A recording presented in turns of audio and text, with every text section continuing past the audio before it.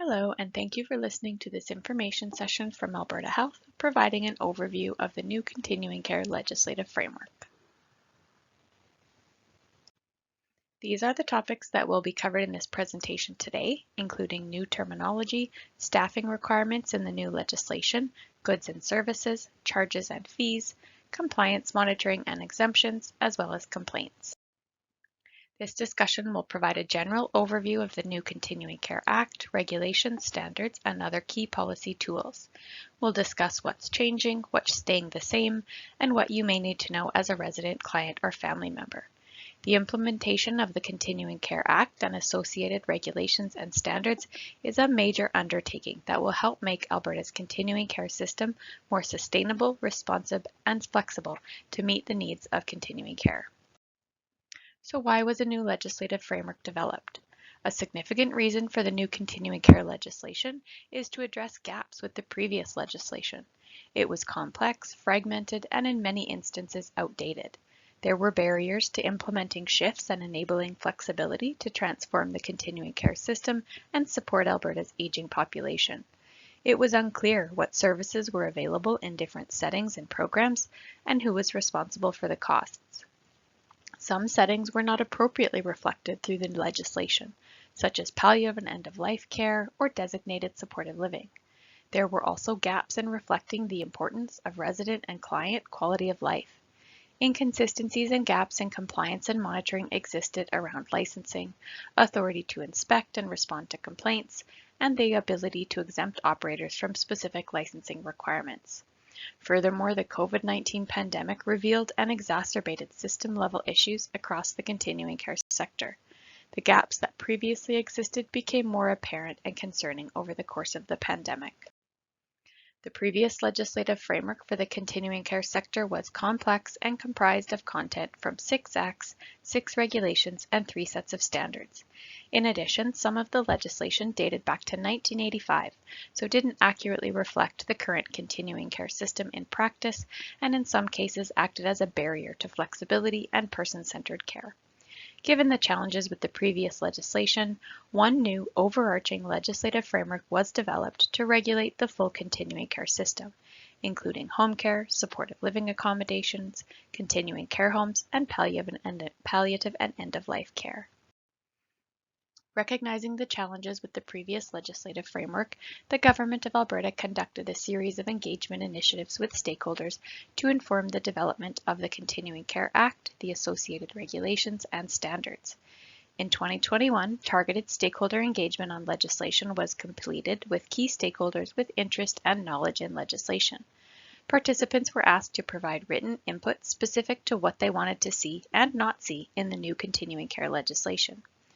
Following the introduction of the Continuing Care Act in the spring of 2022, several virtual sessions were held to provide information about the Act and the new legislative framework overall.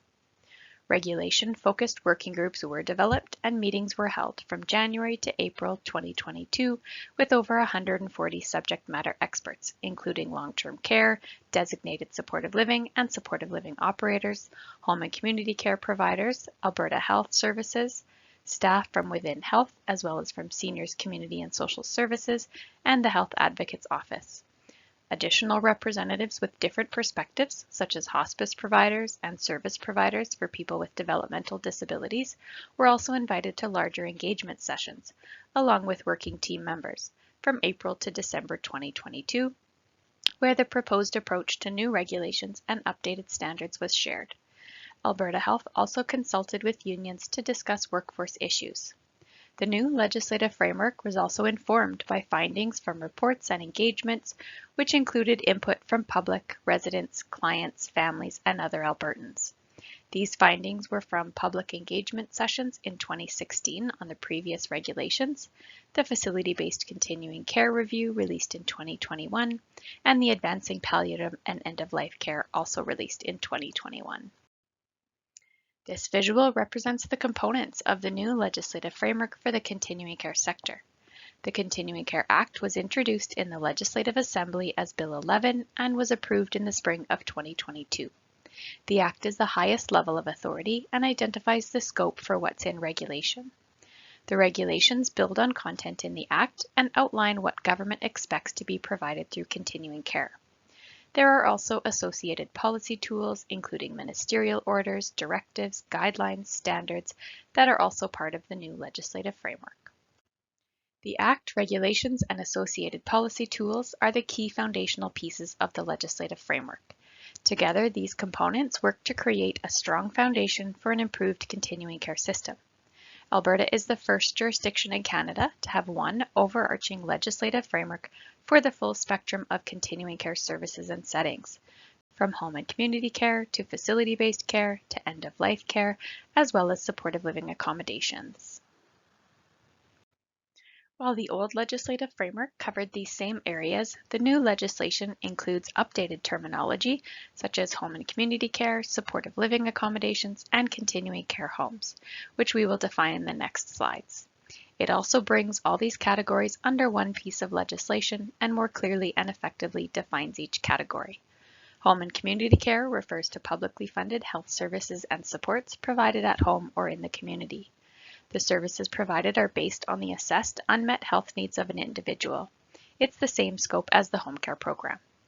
Supportive living accommodations are licensed settings that provide supports for 4 or more adults focused on safety, security, or personal welfare, as well as the provision of meals or accommodation services.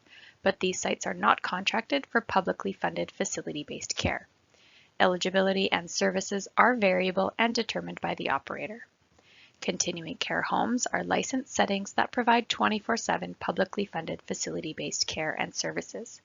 Admission is based on the assessed unmet health needs of an individual. These settings were formerly referred to as long-term care, designated supportive living, and now include publicly funded hospice spaces and settings. The Continuing Care Act begins with a preamble, which highlights core principles that are important to the continuing care system. These concepts are reflected throughout the new legislative framework and are foundational to other transformative initiatives underway in continuing care. This also aligns with key principles that emerged through the facility-based continuing care review. The key principles identified in the preamble include: the continuing care system is guided by and provides continuing care in accordance with the principles in the Alberta Health Act. Respect for the diversity of Albertans in continuing care. Commitment to ensuring that the delivery of continuing care is based on a person-centered approach.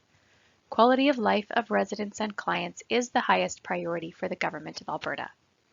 Family and friend caregivers play a significant role in the lives of continuing care residents and clients. Staff who are well trained and supported enhance the quality of life of residents and clients.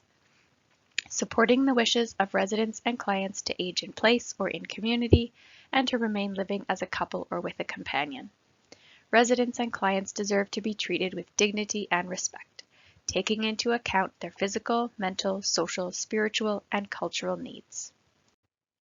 There are 2 new regulations under the Continuing Care Act. The Continuing Care Ministerial Regulation establishes the goods and services provided through facility-based care, home and community care, and supportive living services. This regulation also establishes cost responsibility for goods and services, including the continuing care home resident accommodation charge. This regulation also identifies that supportive living accommodations have 4 or more residents. The continuing care regulation addresses the topics listed on the slide. This includes exemptions, licensing, staffing requirements, and other operational details, including reporting requirements.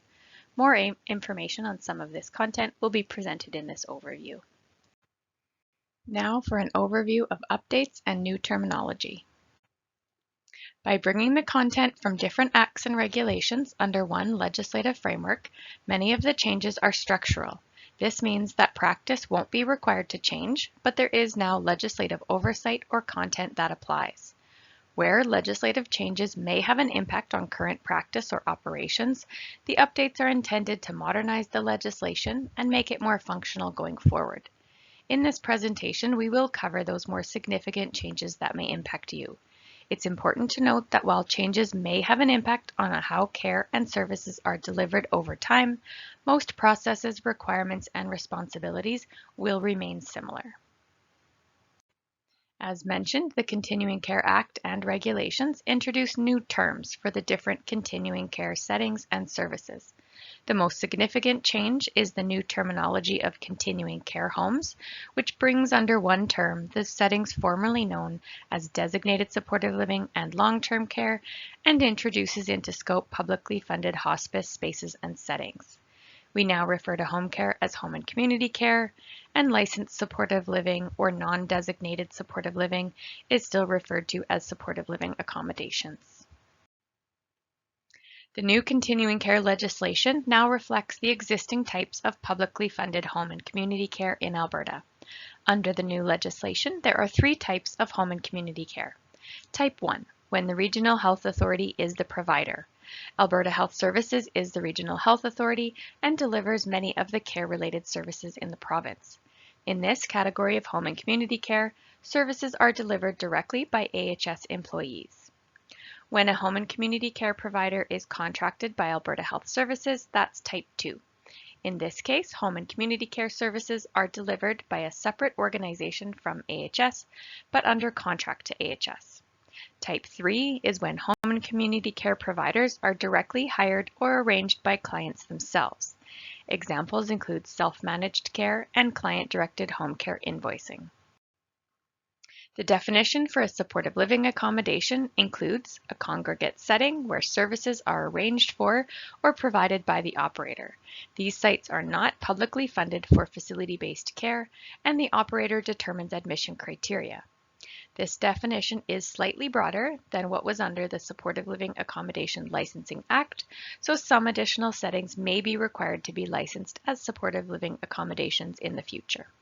The minimum threshold is that they provide one or more of services to support the safety, security, or personal welfare of residents, and they provide one or more services such as meals, housekeeping, or other hospitality-like services. Continuing care homes is a new term that is intended to reduce the complexity of legislation in Alberta for these settings. Continuing care homes provide publicly funded facility-based care. Admission is based on assessed need for the health services funded at that site. Under the new legislative framework, all continuing care homes must be licensed, and there are three types of licenses which differ based on the levels of care provided at each site. The new license types enable Alberta Health to set expectations that consider the demographics of residents, risks, and settings. It also allows us to keep some of the existing differences between these settings without significantly disrupting the continuing care system. It is important to note that these two new terms do not change the services currently provided in these settings or the assessment or admission criteria used to access these settings. Type A is what was previously known as long-term care, which included nursing homes and auxiliary hospitals. Most auxiliary hospitals function like long-term care and will be considered continuing care homes under the new Continuing Care Act. Residents of Type A continuing care homes are individuals with complex medical needs who can't safely reside at home or other types of continuing care accommodations. Type B is what was previously known as Designated Supportive Living, or DSL, which includes DSL 3, 4, and 4D for dementia. Residents in these settings are individuals with complex medical needs who can't safely stay at home or in supportive living accommodations, but do not require the type of support provided by Type A continuing care homes. Type C, we are also bringing publicly funded hospice spaces and settings into the new legislative framework. Type C continuing care homes house individuals approaching the end of life with a life-limiting condition. Admission typically occurs in the last 3 months of life based on assessed unmet needs. The next topic is standards. There are two types of standards for continuing care in Alberta. The accommodation standards establish minimum standards of accommodation services, such as meals, building maintenance, security, social or leisure activities, and housekeeping to promote safety, security, and quality of life for residents. The Continuing Care Health Service Standards establish the minimum standards for publicly funded care in the provision of high-quality, comprehensive, individualized services based on the assessed needs of each client and resident. Examples of content in these standards include case management, staff training, infection prevention and control, and risk management. What you see on this slide is how standards apply across continuing care. We are maintaining the current application of standards. This means that the Continuing Care Health Service Standards will continue to apply to Type A and B continuing care homes, formerly long-term care and designated supportive living, as well as Type 1 and Type 2 home and community care, where the provider is the regional health authority or is contracted with the regional health authority. The accommodation standards will continue to apply to supportive living accommodations and Type A and Type B continuing care homes. There are a small number of continuing care settings and services that are not required to adhere to standards due to a variety of reasons. For example, the nature of the services provided. However, other quality assurance mechanisms are in place for these settings, such as accreditation, contractual requirements, as well as regulatory expectations around duty to notify or complaints related to health, well-being, or safety. Alberta Health's approach was to focus on making updates that result in positive impacts for residents and clients. The update to standards are mostly minor, with a small number of updates that may have moderate implications for some operators and providers. Updates have been made to align standards with the new Continuing Care Act and regulations, improve residents' and clients' quality of life, including increasing their involvement in decisions that affect their lives. Increase protection for residents and clients based on key learnings and recommendations as a result of the COVID-19 pandemic, and incorporate minor edits, consolidation, and removal of redundancies. These updates to the standards are a first step. Alberta Health will conduct a comprehensive review of existing standards to support future updates. This comprehensive review will include engagement with stakeholders across the continuing care system. Now we will discuss staffing requirements within the continuing care regulation. These requirements are only applicable to Type A and B continuing care homes, formerly long-term care and designated supportive living. These are not applicable to Type C or hospice operators or home and community care providers. The previous nursing homes operation regulation was outdated and did not reflect hours of care actually being provided. For example, Type A or long-term care operators in Alberta are actually funded to provide an average of 3.62 worked care hours per resident day, which is significantly above the 1.9 hours minimum in the old nursing homes operation regulation, which is almost 40 years old. Only one province includes minimum hours of care in legislation, as this number is inevitably always out of date and thus has no meaning. Furthermore, there were no legislated staffing requirements for designated supportive living, so we are adding legislative staffing requirements to these settings for the first time to increase oversight and accountability. There are two main aims for this new regulation. The first goal is to ensure there are minimum staffing requirements for both Types A and B continuing care homes to ensure accountability and oversight.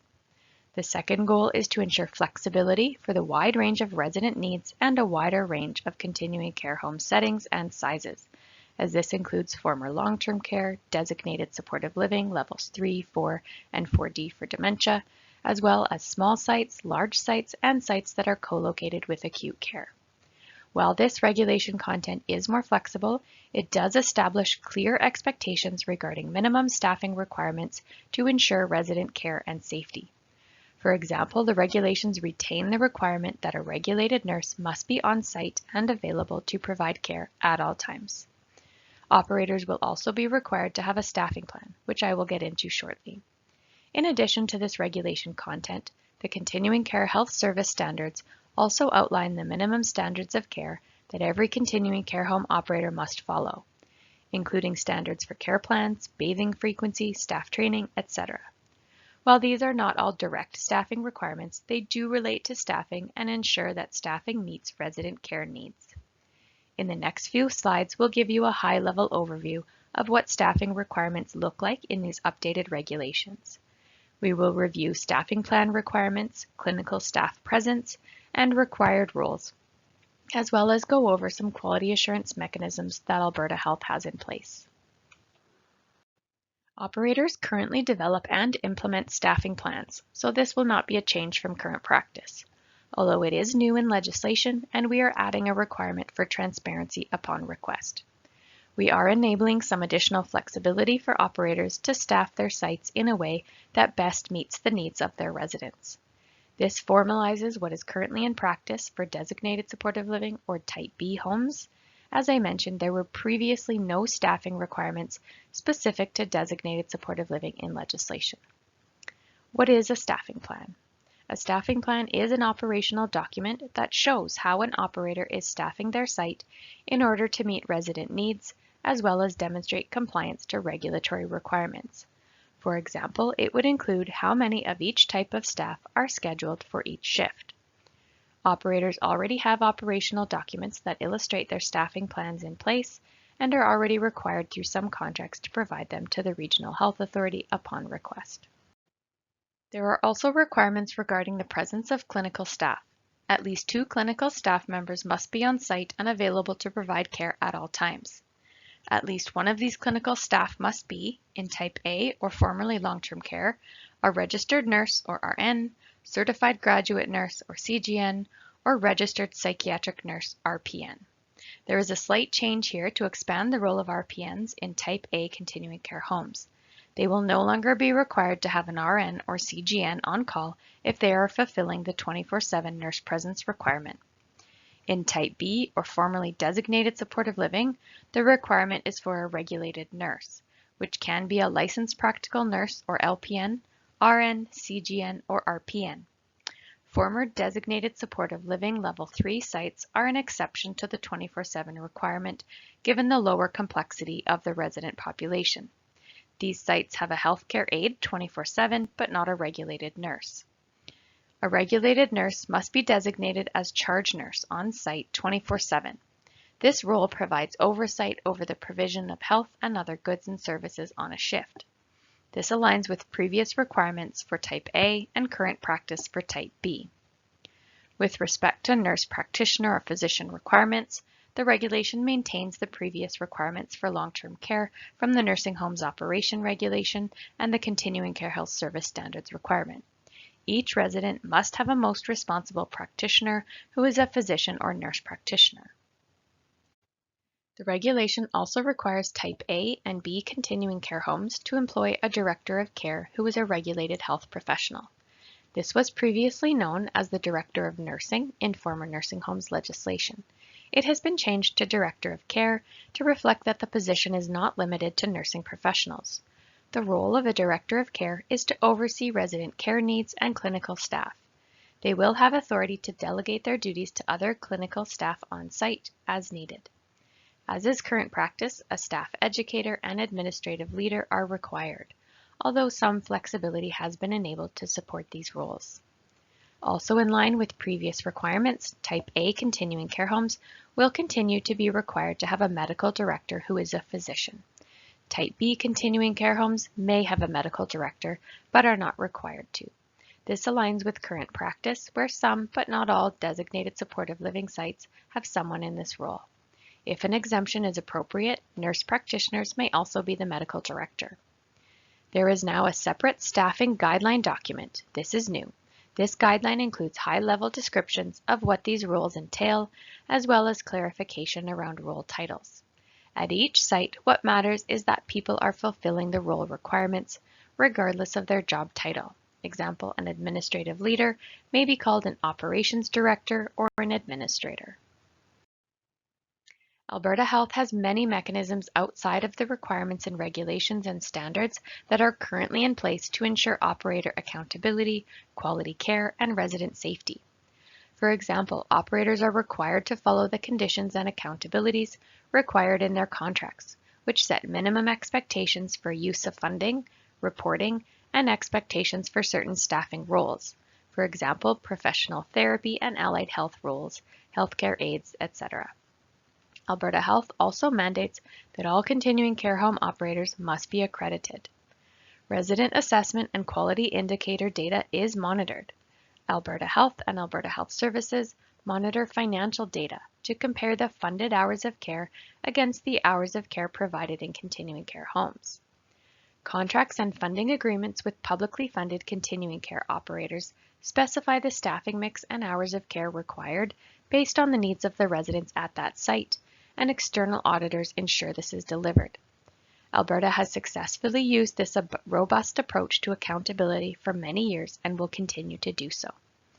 Budgets 2023 and 2024 included funding to incrementally increase direct hours of care in continuing care homes in response to recommendations from the 2021 Facility-Based Continuing Care Review and to reflect the increase in resident needs. Requirements for minimum care hours provided will continue to increase in response to that funding commitment. Topic 4 is admission and access. Overall, the intent for continuing care homes and home and community care is to maintain current practice related to admissions. To access care in a publicly funded continuing care home or through home and community care, an individual must be assessed by a regulated health professional to determine unmet needs. If a continuing care home or home and community care is appropriate for the individual's assessed needs, then that individual will be eligible for admission into a continuing care home or to receive home and community care services. The requirements are maintaining current practice and continue to require that a regulated health professional, such as a registered nurse, licensed practical nurse, or social worker, completes the assessment. Operators of supportive living accommodations will continue to establish their own entrance and eligibility criteria. Each supportive living accommodation differs, and not all sites can accommodate the needs or preferences of every individual. Housing management bodies will continue to be responsible for operating lodges and determining eligibility and access criteria. To access home and community care or a Type A or B continuing care home, you can call AHS HealthLink at 811 to arrange for an assessment. Assessments are conducted by a regulated health professional to identify unmet needs. No referral is necessary, and anyone can call to arrange an assessment for themselves or someone else. The regulations include a new requirement that family and friend caregivers of clients receive in home and community care be offered an assessment to evaluate eligibility for caregiver support services. If there is a need for further supports, those will be arranged. The inclusion of this expectation in the new regulation allows for a consistent approach to assessing and further supporting the needs of caregivers. The legislative definition of caregiver in the Continuing Care Ministerial Regulation refers to a family member or friend who provides support or assistance to a home and community care client, but does not include a home and community care provider. Topic 5, Goods and Services. There is increased transparency within legislation on what the goods and services are in each category. However, there is no scope change to what goods or services are provided in continuing care homes. The naming of specific goods and services is updated to better reflect current practice. Most significantly, the new regulations provide clarity around goods and services provided in Type B continuing care homes, formerly designated supportive living. The intent of the new regulations is to set expectations around the provision of goods and services in facility-based care. Please note that the new legislation does not change the existing funding models or current fees and charges. The Continuing Care Act sets out the groups of goods and services that are provided in facility-based care on an ongoing basis to include health goods and services. This is the collection of publicly funded goods and services that continuing care home operators are required to provide residents based on eligibility and resident need. Examples include case management, professional health services, physician services, etc. These are provided at no cost to residents. Other goods and services. These are the remaining health-related goods and services that operators are required to provide to eligible residents based on assessed unmet need, cost responsibility, and operator funding. Residents may be required to pay a fee or a portion of the costs of these services. These goods and services are included under Other to reflect that these goods and services may be the responsibility of the resident to pay for. The new regulations maintain previous differences between Type A continuing care homes, formerly long-term care, and Type B continuing care homes, formerly designated supportive living, with respect to resident cost responsibility for other goods and services. Accommodation goods and services represent what operators are required to provide residents for accommodation and meals, and what the accommodation charge contributes to the cost of. Includes foods and services, housekeeping services, etc. The new regulations set expectations around the provision of goods and services in home and community care to ensure consistency, transparency, and access to supports and services that maintain independence. The new legislative framework establishes that a home and community care provider must provide health goods and services and other goods and services to clients as per each client's care plan in accordance with assessed unmet need. Health goods and services are provided to a client at no cost. This includes case management, professional health services, palliative care, and end-of-life care. Other goods and services may require client cost contribution. This includes personal care services, caregiver support services, day programs, home support services, assistive equipment for temporary use, medical surgical supplies for temporary use, medications, supplemental nutrition products. Please note for Type 1 and 2 home and community care providers, clients are not responsible for the cost of personal care, home support services, or caregiver support services. In Type 3, which is client-directed care models, clients are only responsible for any costs exceeding the publicly funded rate for authorized services if the provider of their choice charges more than that rate. Importantly, clients in this category have the autonomy to select their provider and engage in discussions regarding rates for authorized services with the provider. Prescribed goods and services in supportive living accommodations may include, under safety, security, or personal welfare, this is the monitoring of the safety, security, or personal welfare of residents of a supportive living accommodation through the use of alarms, devices, or systems intended for that purpose, or systems or processes to confirm the physical presence and welfare of residents and/or track the absence of residents from the accommodation.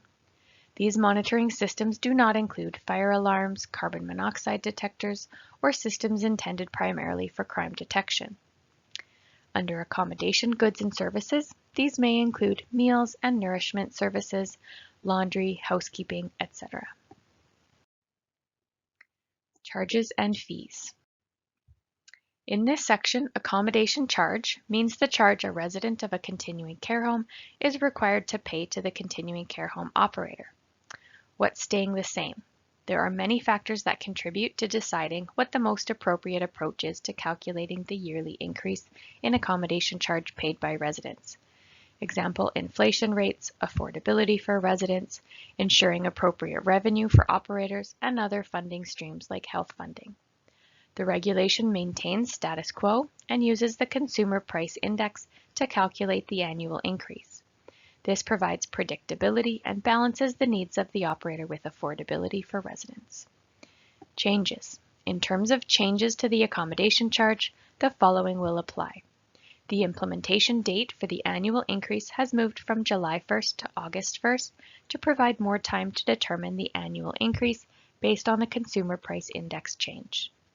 As well, the new regulation has implemented a maximum annual increase of 3.8% for the accommodation charge. This is to protect residents and ensure affordability during times of high inflation.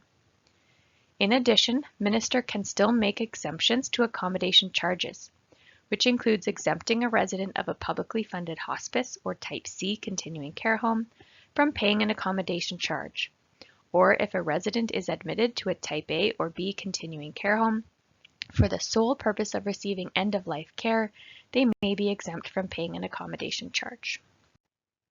A home and community care fee schedule is posted online to provide increased transparency on current fees charged to the clients for other goods and services in home and community care. The cost to attend a day program went up on April 1st, 2024 from $10 a day to $15 a day, which reflects inflation and overall costs of the programming. Clients and contracted providers or operators providing this programming were given 90 days notice before the rate changed. At this time, the only fee included in the schedule is a $15 per day fee for day programs.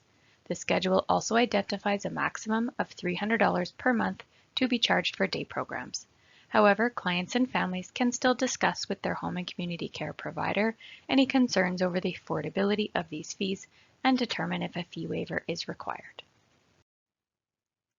Resident and family councils.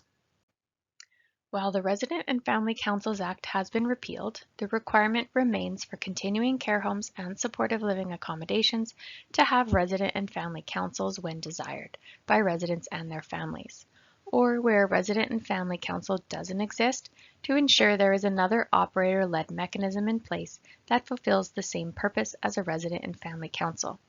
The intent is to continue to reinforce resident and family participation in decision-making on matters important to them. We want to enable current resident and family councils to continue to function as they are. Standards contain operational level requirements not included in the Act or regulations. Examples include the requirement that operators provide space or administrative assistance where possible, attend resident and family councils when invited, among other details. For awareness, the Continuing Care Regulation also establishes the purpose of a resident and family council, which is to provide a supportive environment in which residents and residents' family members can freely participate in discussions and decision-making relating to the continuing care home or supportive living accommodation, the care or services provided, or their quality of life, and to facilitate information sharing and communication between the operator, residents, and residents' family members. Reporting requirements. The new legislation lays out reporting responsibilities in two key areas that continuing care operators and providers must be aware of. Notice to Director. Operators must notify Alberta Health in advance of any changes to a continuing care home or supportive living accommodation, service, or operations. This is a new reporting requirement. The intent is for Alberta Health to be aware in advance of any changes which may affect the quality of care or services for residents. Duty to notify. Operators and providers must report in the event of a resident or client injury, potential injury, or other duty to notify incident. Other incidents are laid out in the Continuing Care Act and Continuing Care Regulation. Forms are available online to support operators and providers in submitting this information to Alberta Health. Compliance monitoring and exemptions. Alberta Health will continue to conduct inspections to ensure operators and providers follow all legislated requirements, including those in the Act, regulations, and standards, where applicable, and provide safe care, services, and accommodations. As necessary, Alberta Health will also follow up on any complaints or incidents that are reported. Alberta Health is doing all inspections, which is a change in practice. Previously, Alberta Health Services did inspections to the Continuing Care Health Service standards. The goal is to support and enable the delivery of high-quality, person-centered continuing care for Albertans. In the previous legislative framework, there were no clear authority or clarity for specific exemptions from legislated requirements. Given the broad scope of what's under the new legislative framework, we know one size does not fit all. We already know that there are certain legislative provisions that may be challenging or not appropriate for some operators or providers to meet.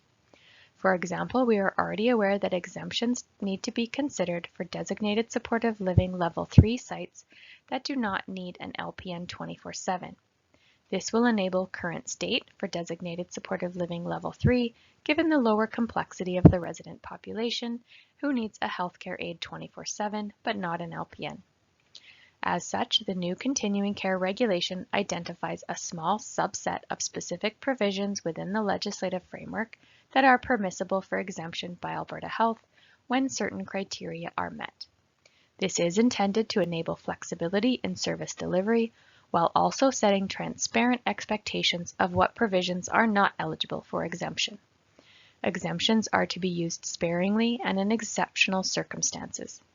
Specifically, the most important criteria in the Continuing Care Regulation states that Alberta Health is not permitted to grant an exemption unless we are satisfied that the exemption will not impact an operator's ability to provide care in a manner that ensures the health, safety, and well-being of the residents at a continuing care home.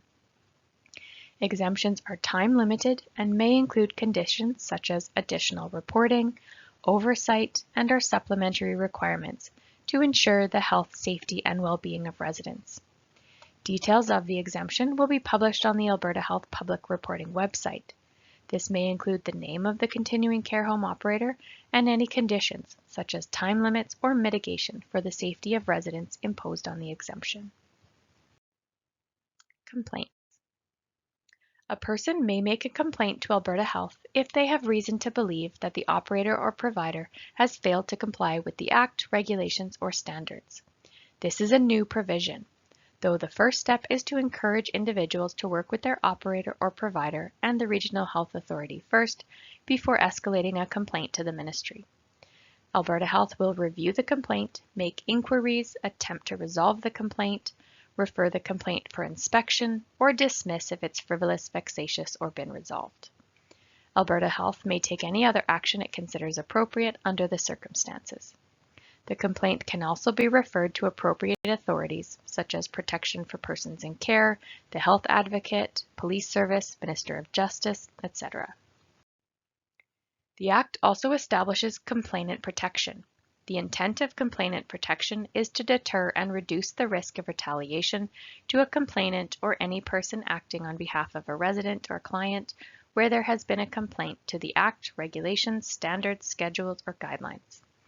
Operators and providers must ensure complainant protection for any person who wishes or attempts to make a complaint in good faith. No operator or provider will take, direct, or threaten to take any measure or conduct that adversely affects a person because they made a complaint or a complaint has been made on a person's behalf. The complainant may request that any identifying information not be shared with the operator, provider, or staff member. However, in some circumstances where the health, well-being, or safety of a resident or client is at significant risk, disclosure of relevant information may be authorized if needed to support the resident or client. The first step to making a complaint is talk to the provider or operator, or to bring the issue to the Resident and Family Council if applicable.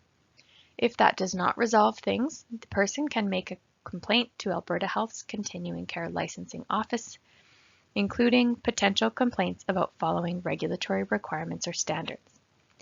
Alberta Health Services is responsible for the coordination and delivery of publicly funded healthcare services in continuing care, and there are processes in place to address care concerns.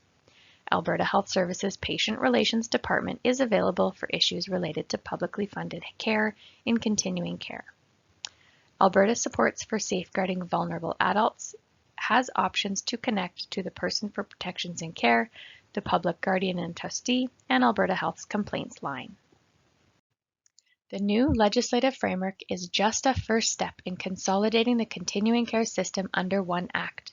We will continue to work with stakeholders and closely monitor the implementation of the legislative framework and tailor an update as needed. In terms of other initiatives in the continuing care system, the Government of Alberta will continue the transformation of the continuing care system and implement recommendations from both the Facility-Based Continuing Care Review and the Advancing Palliative and End-of-Life Care Report in Alberta. There's a $1 billion investment that will support initiatives to shift care to the community, enhance workforce capacity, increase choice and innovation, and improve the quality of care within the continuing care sector. The implementation of the Continuing Care Act and strategic investments to transform continuing care are a major undertaking that will help make Alberta's continuing care system more sustainable, responsive, and flexible. Alberta Health will continue developing and distributing communication materials to support understanding the legislation. These materials include information guides, overview documents, fact sheets, etc. That content is available on the Government of Alberta website, and additional materials will also be added over time. So please keep an eye out for those online and through your usual communication channels. If you have additional questions, please contact us at cclegislation@gov.ab.ca. Thank you for listening and reviewing this information.